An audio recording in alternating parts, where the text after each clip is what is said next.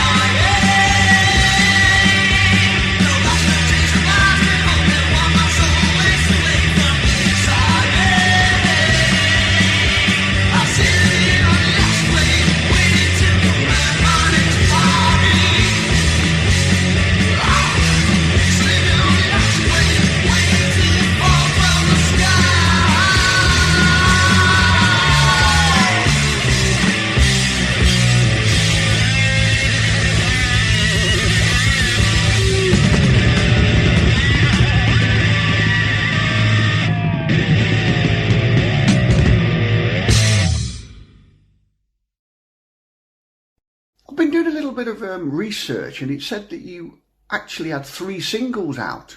Spiritual Planet, Stroke Energy, 81. Eternal Flame, 82. And Legends, 83. Yeah, this is a common thing that's come up on a lot of fan sites. We announced that our second single would be Eternal Flame. So we had recorded and we had a release date for Spiritual Planet, and we put that out. Shortly after that, I think in December of that year, we went in the studio again and we recorded the session, which includes Legends. So we recorded Eternal Flame, Legends, and Welcome Inside at Pennine Studios up in Oldham. Yeah. And we then announced after that session, our next single will be Eternal Flame. However, we didn't get the money together. Things went wrong. I think the bassist left. So Dave then left the band. That's what happened. So Dave left the band because we got offered a tour. I think I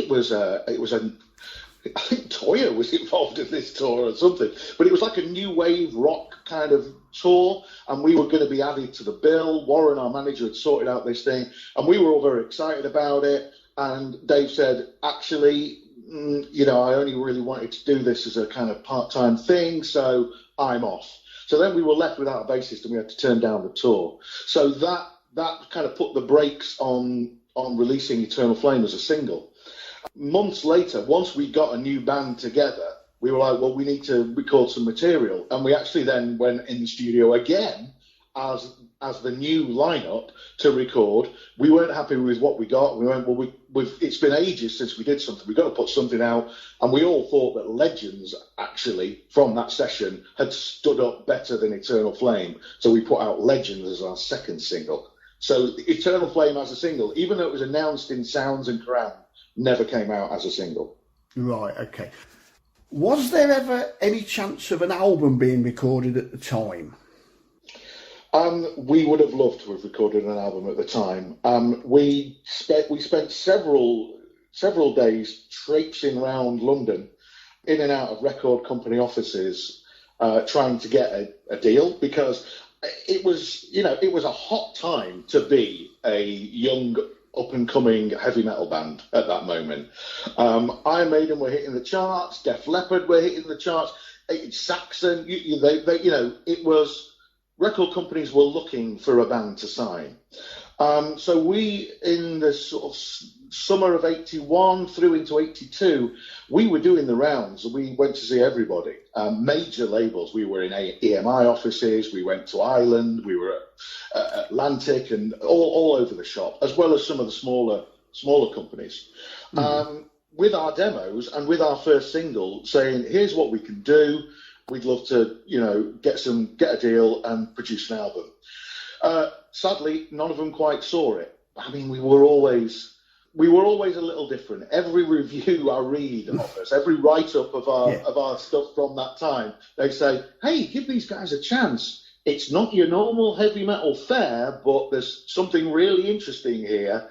And almost every review says that. And I think that's very fair, because we didn't do the typical shout, chorus, guitar solo, verse, chorus, end kind of vibe. We were doing something a little different. Jeff Barton described it as, cosmic rock, space metal, a little psychedelic, trippy metal sort of thing at the time. And I just don't think that people, record companies really saw a niche for us. Right. So we never got the record company interest to do an album. And we weren't earning enough money to record an album ourselves. A lot of bands went that way, I know, but we never were able to get the money together to do it ourselves. So the 2 singles and the 3 demos are really the only things that we managed to pull together at that time, sadly. It wasn't for want of trying. Okay. So when did the band cease in its original form then, Sean? It really sort of fell apart it was late 83, early 84. We'd been going, 4 years or so by that time. We'd been through several lineup changes. So our first lineup was really the solid lineup with Chris, Ted, Dave and myself. When Dave left, Chris was still there. We got a new bass player in, and that was good and solid. And Paul, who came in on bass, was an amazing bass player. He played with like funkadelic Parliament style bands, and that was his thing. Yeah. So he was like slapping bass. He was doing runs. It was cracking stuff. So we were really excited about that. And he actually is on our final demo. He is playing on that, and you can hear some of that great bass sound he's got on there. But then it started to fall apart a little bit more. We got a new drummer who was a great drummer, but he didn't really buy into the theatrics of the band. And then more and more it was just me and Ted, until finally Ted went, yeah, I'm done, I'm out. I had met a guy called Johnny, and we went off and formed a new band out of Sacred Alien in 1984. So that was really the lifespan of Sacred Alien. We carried on playing as much as we could, but it was really, we got ground down by the sort of indifference of the music industry, really. And being up in Manchester was tricky as well. The Manchester rock scene was great. There was a rock night at UMIST at the university. Gillies was like famous throughout the country as a great rock club and venue. Later on, the Banshee opened up. But as far as bands go, Manchester's really tricky for rock bands. You're all right if you're on the Stone Roses Happy Monday sort of more dancey indie side of thing, or you're very indie like sort of Smith's Joy Division, or you're funky. But metal band, I can't name one heavy metal band that's big that's come out of Manchester. There's been players, sure, but not a band that are a northwest Manchester-based band that have ever made it big. No. Maybe it's sacred. Maybe it should be Sacred Alien. Oh, yeah, absolutely. I think it should. Okay, then we're going to have another piece of music. Then, could you tell us what it is, then, Sean? Yeah, so many years later, we got back together, which is why I'm here talking to you now. And we decided, it was coming up on 40 years since the band had formed and many years since we'd seen each other. We were all still alive, which is a bonus. So we decided to get together and try out and just do one show. So we started playing all the old material to do one live gig as a bit of a celebration and have fun. That was it, really. Yeah. So Sacred Alien get back together, and while we're in rehearsal, the inevitable happens, and Ted says, oh, I've got this new riff that I've been playing with. And from that, we started writing a new song, which was never the intention, but we started writing this new song, and that song became the first song we wrote together as a band, and the first one we recorded when we went back in the studio. So this is that song. This is Beautiful Delusion.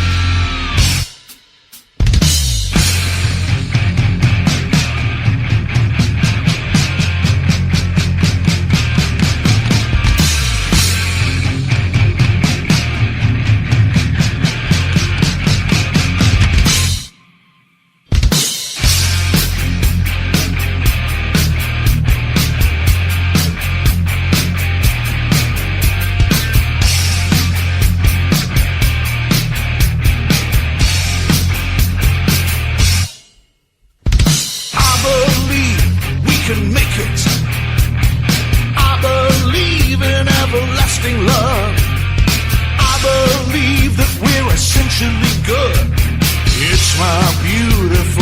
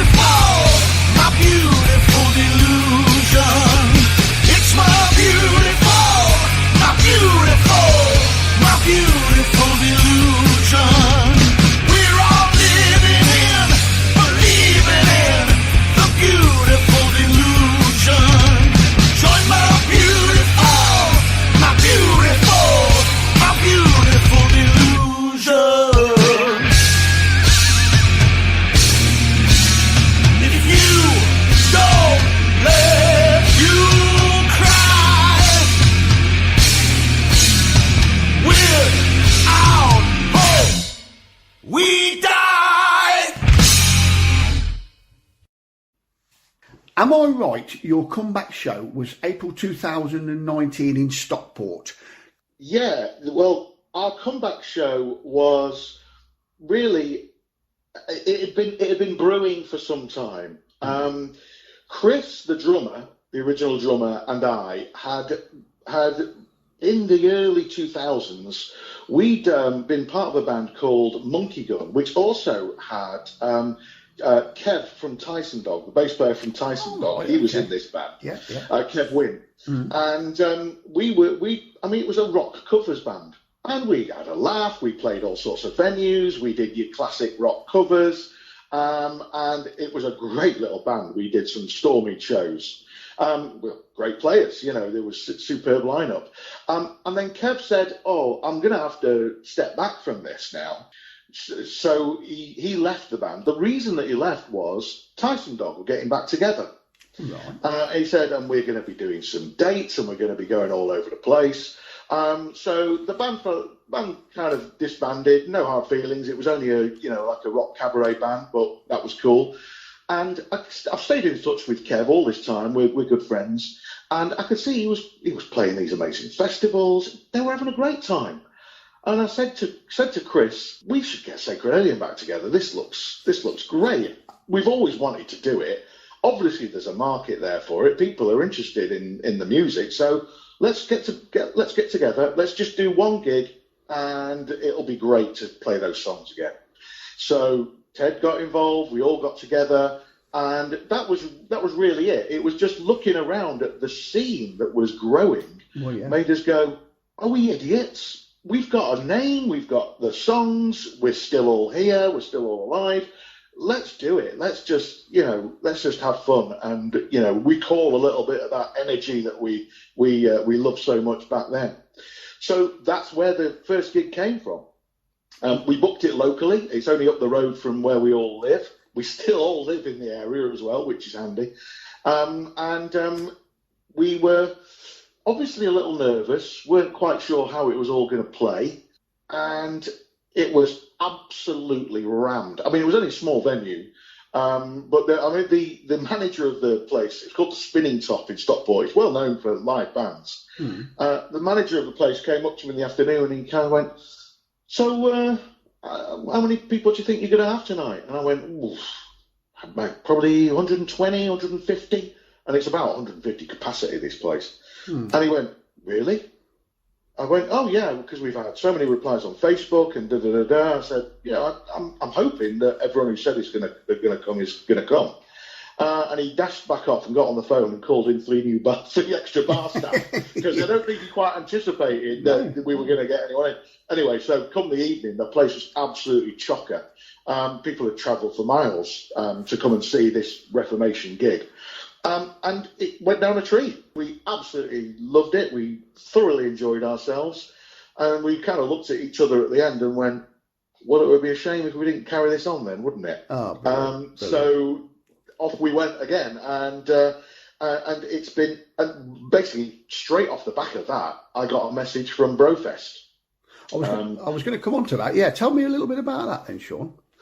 Yeah, so we'd announced that we were playing this show. We'd started sort of posting that Sacred Alien are here, the mothership has returned, the second coming is inevitable, all of that sort of stuff. We'd been making these cryptic posts about the show, and with that, obviously the Brofest guys saw that, and that's a great festival, and they really specialise in digging out these bands from the past and getting them to play at the festival.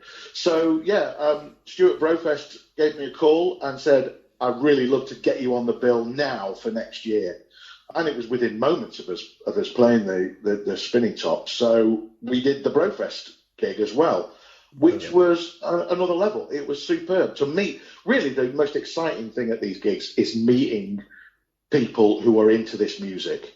It really is a fantastic community. It's a real niche thing. I mean, these are bands from 40 years ago who've come back. But the niche following is so dedicated to this music and these bands, and the bands themselves are part of the fandom. they're fans of this music as well. So it's a real great community, as you know on your show. You know, it's a fantastic community feeling. It was really great to see that and to witness that. So from the Spinning Top gig to the Brofest gig, and then we were going to do a load of gigs this year, and of course then apocalypse pandemic happened. So we're all on hold. Well, absolutely. So we're going to have a listen to a third piece of music then. Sean, can you tell me what it is we're going to listen to, please? Yeah, so the journey through our music has started with our first single, Spiritual Planet. We've heard the first new song we wrote together, Beautiful Delusion. This song is the most recent one we've written. We decided we were going to record an album of new material. Having got back together, having played these shows, we thought, great, well, and put out all our demos and all of our old singles as a CD and a vinyl album last year. We thought, right, well, great, the momentum is here. We want to start recording new stuff. So we went in, we recorded all this new stuff, and then Ted had, again, I've just got this other riff. Can we just have a... And we sort of went, that's great. And we worked it up. I'd have no lyrics for it. There was nothing there. And we worked this thing up, and it sounded great. And we went, well, even if we just record it as an instrumental, let's just see if we've got time at the end of the session.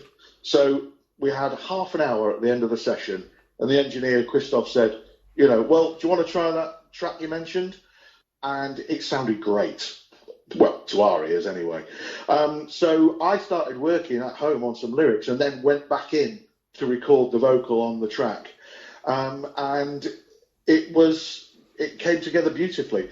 It's about the interstellar visitor that came into our solar system in 2017.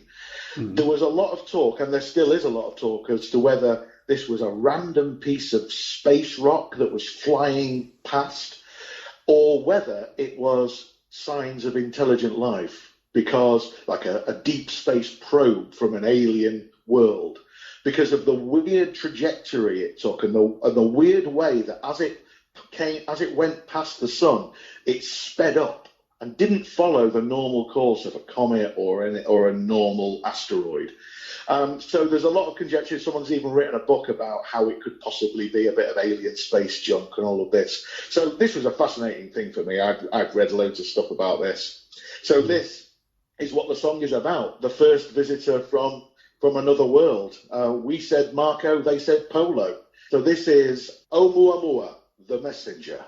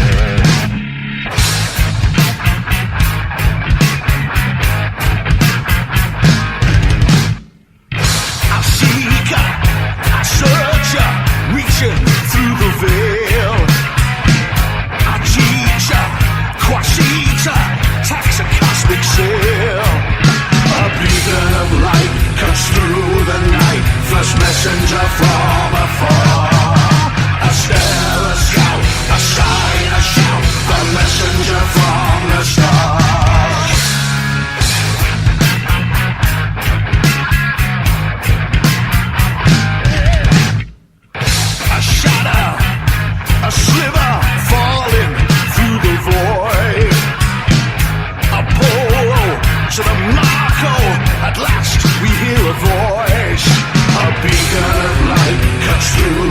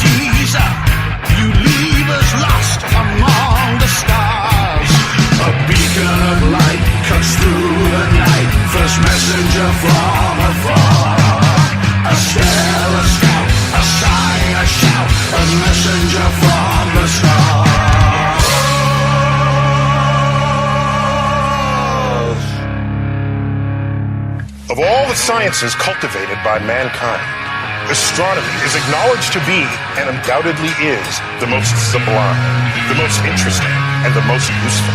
For, by knowledge derived from this science, not only the bulk of the earth is discovered, but our very faculties are enlarged with the grandeur of the ideas it conveys, our minds exalted above their low, contracted prejudices.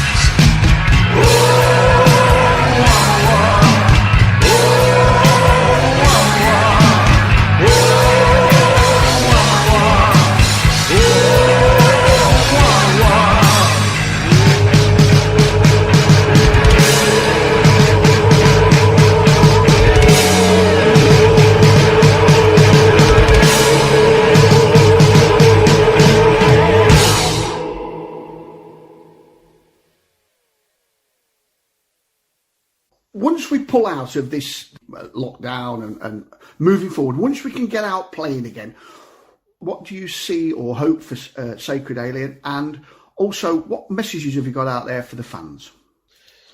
Well, I mean, I know we will come out of this, and I know we will be playing again for a start. Green shoots are already appearing.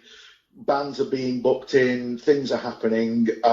So I know that live music will come back, and I know that Sacred Alien will be part of that. We hope to be playing lots of live shows on the back of what will be our new album. It's recorded, it's done, it's excellent. Mixed. We're all ready to go. All we're doing now is really looking for a date when we can an announcement of the date that this will be released. We hope it's going to be towards the end of the year. And so that would, timing-wise, that would fit perfectly with us doing some dates towards the end of the year and into 2022. And we hope to tour that nationally.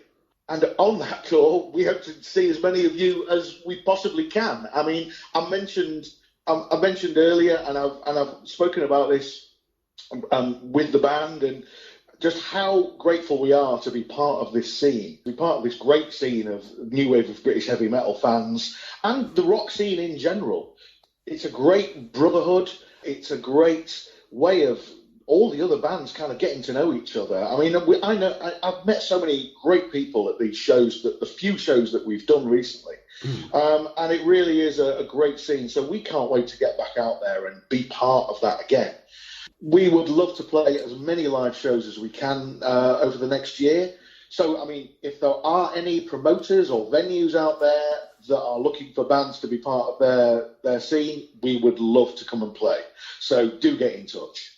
We hope that people are going to like the new stuff. I say you've heard 2 tracks already today. My message would be, watch the skies. Brilliant. Well, Sean, I'd like to thank you for agreeing to do the interview and for appearing on this week's DJ's Denim and Leather, and wish you all the best moving forward. Thank you. Thank you. Been a pleasure.